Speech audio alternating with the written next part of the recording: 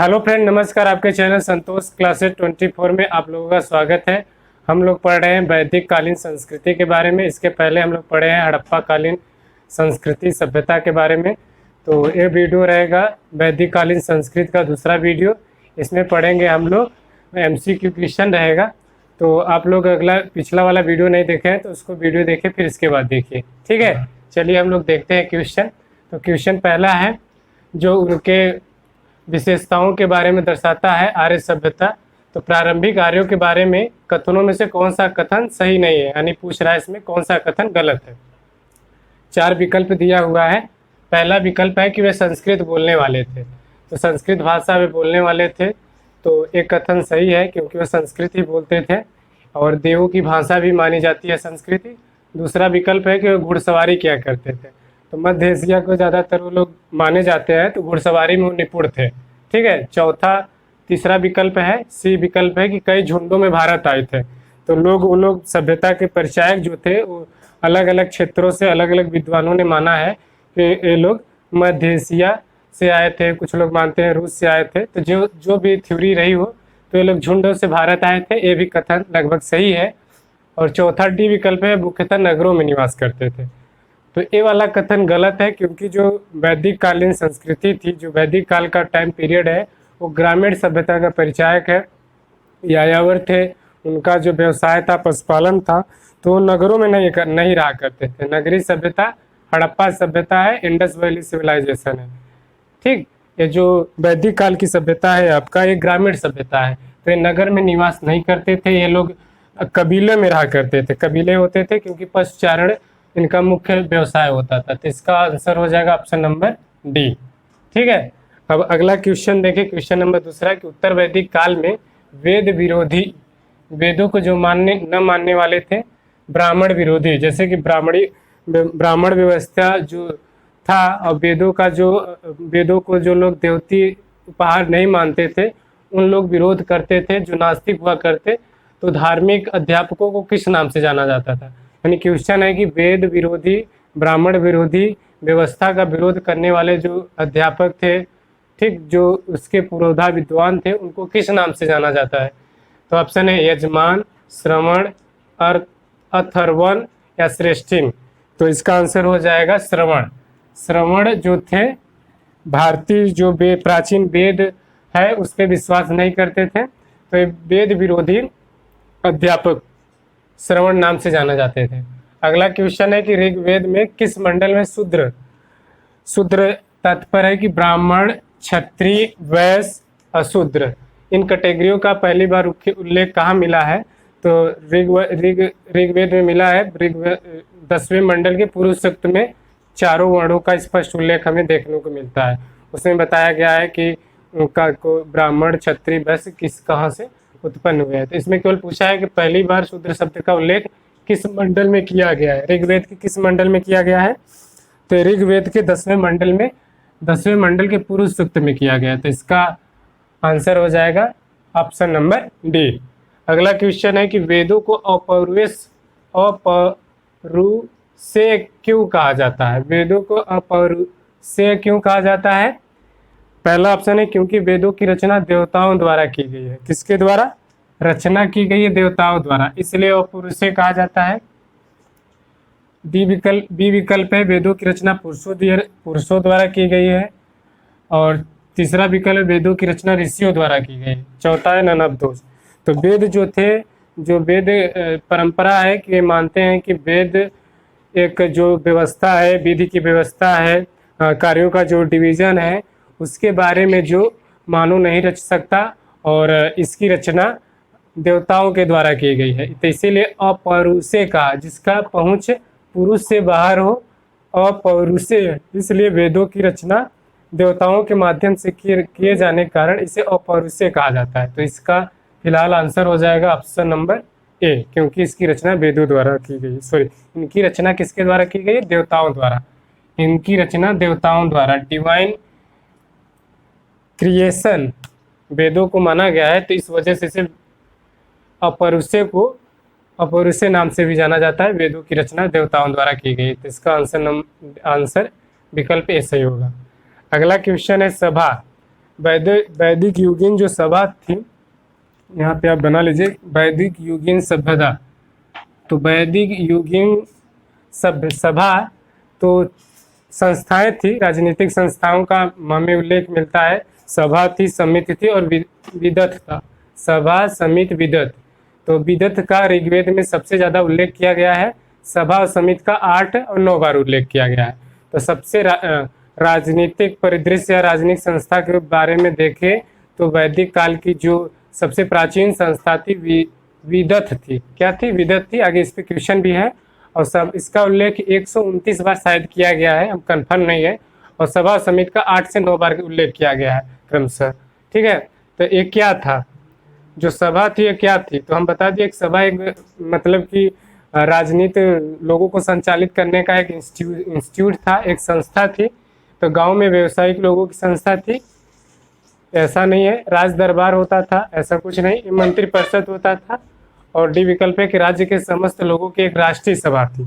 तो नहीं, यह क्या था? एक प्रकार का मंत्रिपरिषद था। इसमें लोग बैठते थे, गणमान्य लोग, और वह डिसाइड करते थे कि किस प्रकार से समाज को संचालित किया जाए, समाज में कर का क्या प्रावधान हो।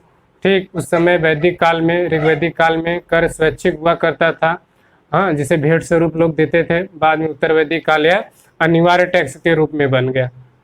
तो यह सभा, समिति और विदत ये राजनीतिक इंस्टीट्यूट थे।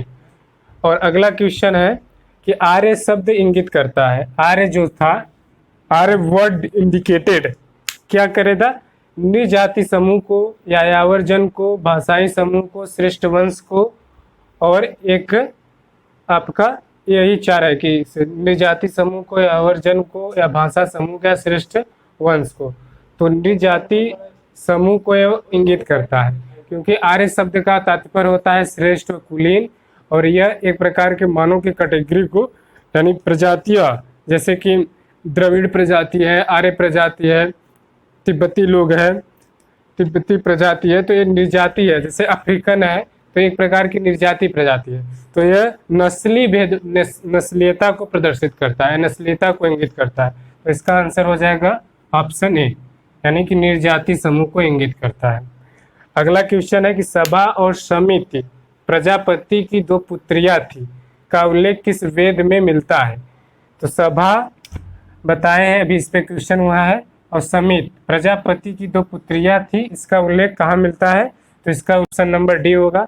इसका ऑप्शन ए है ऋग्वेद, बी है यजुर्वेद, सामवेद, अथर्ववेद। तो इसका answer option number D Atharvaveda होगा। सभा और समिति प्रजापति की 2 पुत्रियां थी, ऐसा हमें वर्णन अथर्ववेद में स्पष्ट देखने को मिलता है।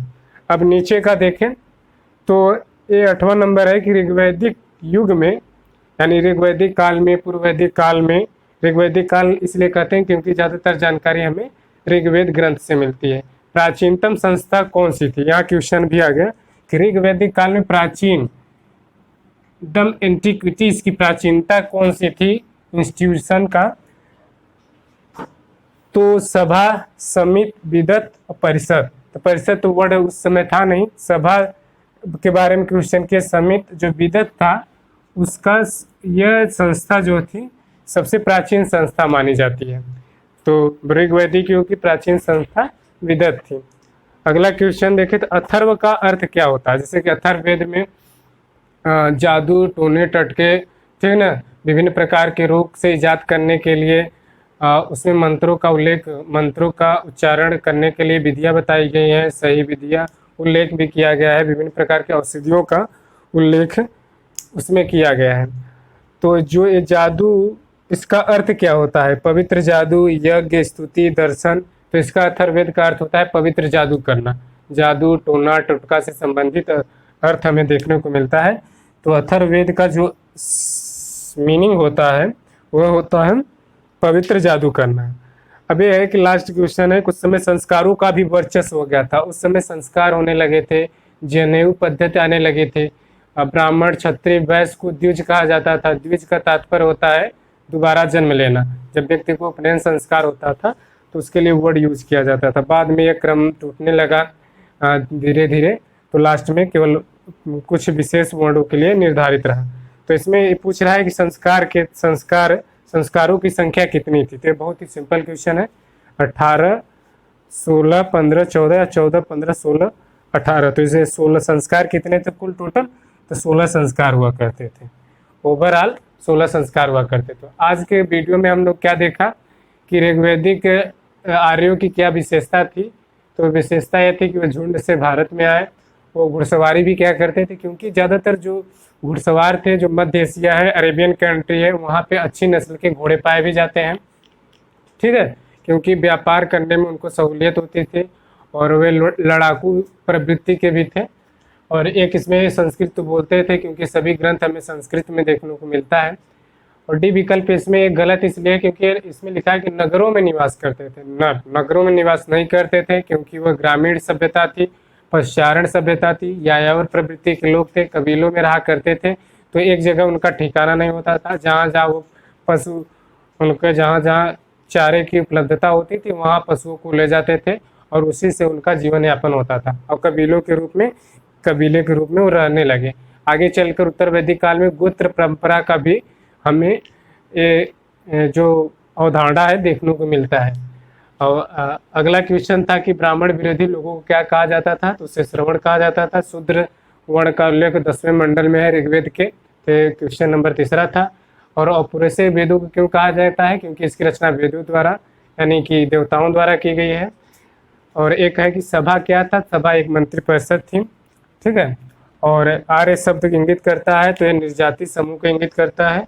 सभा समित प्रजापति यानी कि ब्रह्मा की 2 पुत्रियां थी, ऐसा उल्लेख अथर्ववेद में मिलता है। ऋग्वैदिक युग की प्राचीन संस्था वेदत थी।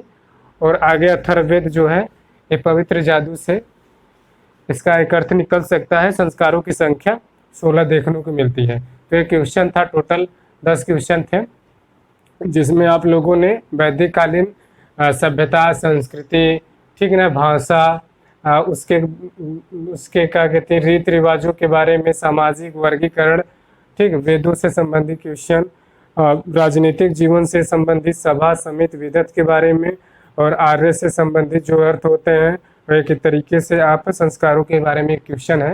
तो ये आपका क्वेश्चन इम्पोर्टेंट क्वेश्चन है, ज़्यादातर प्रतियोगी परीक्षाओं में रिपीटेड क्वेश्चन रहता है। ठीक है, तो आप लोग इसे वीडियो को शुरू से अंत तक देखिए। अगर नहीं समझ में आता है तो आप लोग कमेंट कीजिए। ठीक है, मिलेंगे नेक्स्ट वीडियो में। तब तक के लिए आप सभी लोगों का देखने के लिए धन्यवाद।